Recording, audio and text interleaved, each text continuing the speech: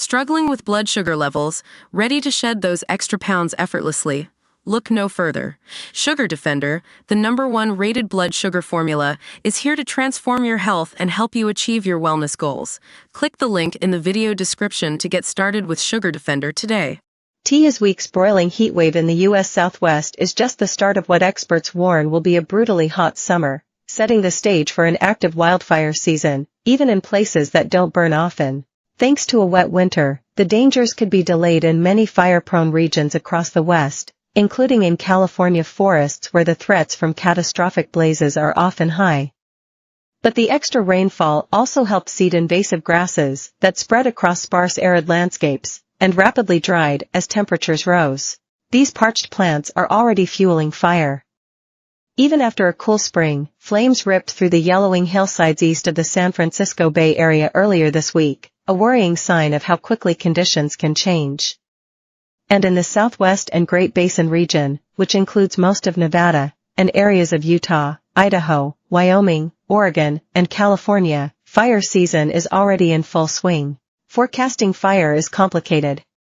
But with a greater chance of extreme heat and the promise of gusty winds in the months to come, firefighting agencies and land managers across the country are already preparing for risks to sharply rise. Repeated heat waves can offset the benefit of having a lot of rain, said Dr. Max Moritz, a wildfire specialist with the University of California Cooperative Extension, adding that the warming weather will squeeze more moisture out of soils and plants, especially grasses, brush and other so-called flashy fuels that ignite easily. Grass fires are typically easier to contain and pose less of a threat to landscapes than those that roar through forest canopies, but that doesn't mean they can't turn disastrous. In March, dried grasses and high winds fueled flames that spread fast and wide through the sparsely populated ranges across the Texas Panhandle and into Oklahoma, scorching more than 1 million acres of cattle country. California's Corral Fire burned more than 14,000 acres, destroying 1 home and injuring 2 firefighters, and, as temperatures soared in recent days, several fires ignited in Arizona, prompting evacuations. El Niño, a climate pattern characterized by warmer surface temperatures in the Pacific Ocean that supercharged global heating this year, also played a part in the proliferation of grasses, dousing parts of the West through the winter and spring. Now scientists are seeing a shift.